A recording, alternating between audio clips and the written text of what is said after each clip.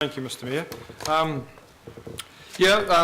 I agree with the people who have emphasised communication and explanation as essential in this latest round of consultation. I just hope that there's sufficient quantities of people who are still interested in doing that. I hope so, but I think there certainly is an opportunity to explain a few things that have happened, and also to point the way to the future. And obviously the two main ones that are getting the star billing here are the UAGC and the targeted transport rate. And I think that's welcome, because there is a lot of misunderstanding out in the community with regards both, and I guess most people encounter that on a pretty regular basis.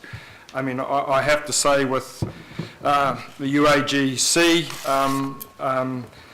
the kind of dollar term differences made, run the risk of putting my neck on the block here, kind of underwhelming really in a rates bill. I mean, I know there's a symbolic importance of perhaps trying to be more fair or more equitable, but I would suggest that even with some of the the more expensive houses, what a 650 UAGC would mean to them is not huge in the scheme of things, whereas perhaps for the lower price properties it's obviously a little bit more significant. So I look forward to some of those examples that the staff have got really being put on the table, so people can see the dollar figures of what's involved, because a number of these options sort of strike me as kind of robbing Peter to pay Paul type of options, really, where someone's rates go down and someone else's rates go up, but and in some respects not in a huge way. So it's better to clear the air and explain exactly what people are up for and what the difference it makes, because it's clearly in a number of instances not as significant as people think. And even within wards, that if people in Takapuna and Devonport receive a loss of or a reduction of $70 or $80, well, what does it mean for the people in Birkdale and Beachhaven, parts of Glenfield in the same ward? They're paying more. So I think people are quite fair, and I notice in this respect the submission of the Ōrākei local board, who used that word fair when it came to the UAGC. They advocated for a $480 UAGC. And again, a fair level for ratepayers across Auckland. So I commend the Ōrākei board for taking that wider view and perhaps being realistic in the assessment of the differences it makes across different communities and different wards. As far as the transport levy goes, or targeted rate, I thought Councillor Close spoke very well. I mean, some of the outcomes there are perverse. They are perverse and they should be addressed. We have the instances of Sky City and Main Freight. I hope examples like that are spread out. I too, like other councils, are a little watchful, especially given the rush nature that targeted rate was imposed, as to see what the consequences are for some of these other smaller and medium businesses too. I'll wait to see that, genuinely see what the cost is going to be then, because I don't want, again, another robbing Peter to pay Paul, where it's the smaller businesses who get hit. So I welcome the feedback that will inevitably come with that. And I guess, Mr. Mayor, finally, and I hope it finds its way into our consultation in a kind of visible form, was your point 25 about the platform for further work, and in particular the ongoing discussions with government over the funding of infrastructure. I don't think we've really spelt that out sufficiently in the past, or at all really, because we've basically just looked at how we can get additional rates, revenue from our existing ratepayers, whatever way, whether it was the tolling regime or the targeted rate, it's amounted to the same thing, hitting the same people for more. So I hope that statement there goes in a form that's part of this communication that's an explanation to lay the cards on the table as far as the Auckland Council is concerned, but also to signal very clearly, and I would suggest a lot more clearer than has been the case in the past, that the government has a part to play here, and that as Aucklanders, you should be made aware of that, and perhaps your help enlisted in some shape or form too to meet some of these very large infrastructure bills that are already here and some of the bigger ones that are on the way. That is part of the whole picture, and while we're aware of discussions and ongoing conversations, I'm not quite so sure that Aucklanders as a whole are aware of that, and I would suggest if they are, they'd be asking for those conversations and discussions to be speeded up somewhat. So, like a number of people, very happy to see this go out, be very interested to hear what comes back, and I hope people do take the time to do that, as well as perhaps to pick up on some of these other issues that the local boards have signalled that are important to them, like the use of chemical sprays in their parks and in their playgrounds, which in some areas is now only becoming very apparent. It looks like it's been, sprayed by some of the old Vietnam War vets on the Ho Chi Minh Trail. It's everywhere. So I hope there's the big important issues, financial ones, but I hope people do pick up on these other ones too that are just as important to the local communities. Thank you. Well, thank you, Councillor. Councillor George W. Thank you, Mr Mayor. Firstly, I've just got a couple of questions. The B up here, it says consultation on the following options. Either or. Well, I actually look at that 1 and 2. It seems that's one option, it's the CLO option, and I take it it's the status quo as the other option. Yep. So, consultation on the following additional option, not it's there's two. Yep. You haven't got two options there. Yep. Fair enough. So, it's semantics, but that's fine. It's one option. Yeah, so it'll be back to the other one will be what's in the long-term plan. That's right. Okay, so if you just put that'll make that correct. And the other one is the rates calculator. I just want to know, will these two options, the status quo transport levy or transport targeted rate, and the new option that's been put in, will they be both there so that people can see exactly what the impact of these two options will be, as they also look at the uniform annual general charge? So I think that's important that that's in there, because if people can't see that, they're going to be very skewed as far as what Thank you. what the options are. Thank you. Through you, Your Worship, we had a chat about this the other day, and I recall we discussed it was perhaps worthwhile reflecting on keeping this as simple as we can, and that talked to making sure that people could engage and really get their heads around the UAGC options. There was some discussion as to where that left perhaps business in particular, in terms of their being able to understand the impacts of potential changes to the ITL. So at the moment, staff are looking at how we might do the latter, what that would look like, and I think in the new year when we come forward, we'll let you have a look at that and you can make your call. Very good.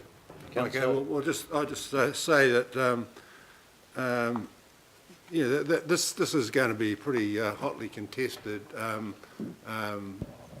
annual plan. I think some of the issues here, because there's philosophical differences and in the way councillors see some of these issues are quite there's quite extremes, and especially in the uniform annual general charge. And I'm very pleased that we've now got this range from 350 up to 650 for the uniform annual general charge.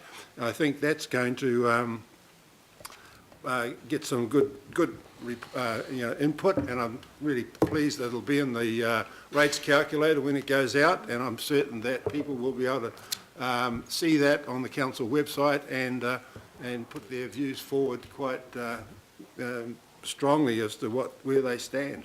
And it's really good that we now have the EY and Cameron Partners report. Those are going to be put out to the public. I do hope that they're well positioned on the website and that they're easy to see, to read and that, because I think they were up and down on the screen at one stage. I hope that's going to be all sorted out by the time they go out for consultation. I think that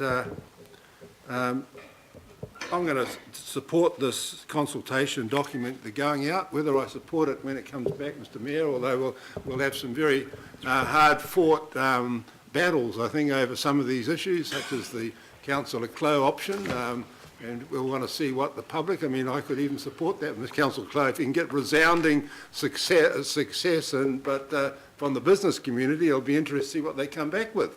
It may be that there can be some modification, but at the moment it's pretty daunting, I think, for business, but we'll just see what their views are when it comes back. I think this reflects fairness and equity as far as the fact that we are going out for consultation and that we are probably in a far better position this year than we were last year with that rates calculator.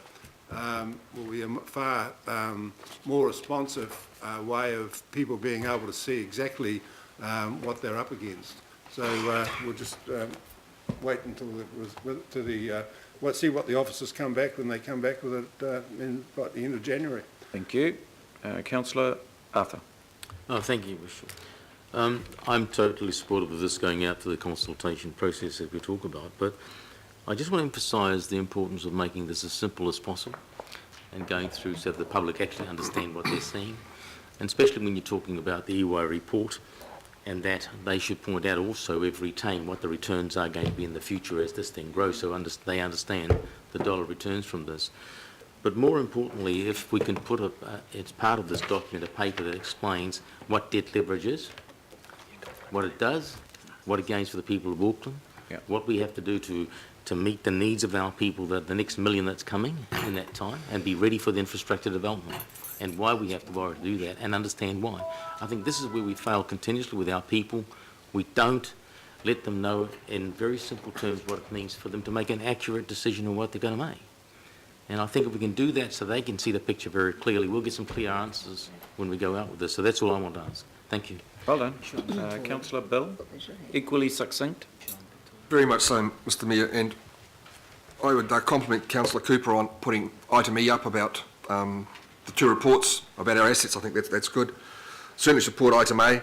Item B I do have issues with, and that's because it's not as simple as just shifting the percentage from 14.7 to 32% of businesses' share of the interim transport levy. There's a whole raft of interdependencies from medium, large, small businesses.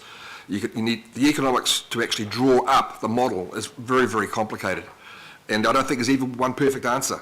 This is a position that's almost political. Do you support businesses paying more or less?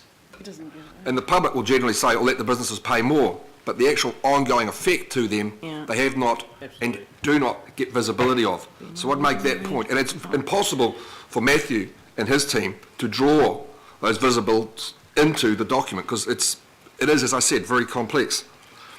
You know, who contributes most to the economy? Who contributes to employment? Who contributes to the cost? Who are the exacerbators and who are the beneficiaries? You know, I've yet to see a paper that exemplifies that and codifies it accurately in simplistic terms. It doesn't exist.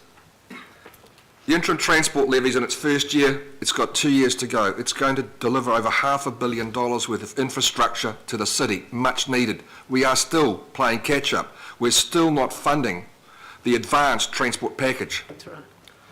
So yes, Councillor Watson was correct. We do need to do the work with the government, and the Transport Alignment Project is very much along those lines. And we heard Bill Englishman's announcement yesterday. And there will be further announcements in the new year, I'm sure, because the government is realising that Auckland is the growth centre for New Zealand at the moment, for population. The provinces are getting more efficient, using less people. All my ex-rural comrades from the South Island and lower parts of North Island, their children and grandchildren are coming to Auckland for employment. The fastest growing area of employment in the country by a 90% margin. So yes, the challenges are real. Going out for consultation, fine. Supporting all of that. But bear in mind the business one is a very difficult feat. It's easy to put a percentage shift and it is easy to put it on a capital valuation. The interdependencies and the on-flying effects from that are mixed and varied and far-ranging. Very good. Councillor Alp. Thank you, Your Worship. I'm only going to cover one thing, that's the UAGC in regards to the consultation. Now, some of the councillors around this table had mentioned the fact that it should be, at least the information going out to our community, be simplistic, easy to understand. So I refer to page 123 of our agenda, number 18, and I'm hoping, Matt and Andrew, that simplistic first sentence or the first two sentences are part of the consultative document, which reads, higher levels of UAGC shift the rates burden to lower value properties. Also, this will also shift the rates burden to parts of the city where incomes are lower.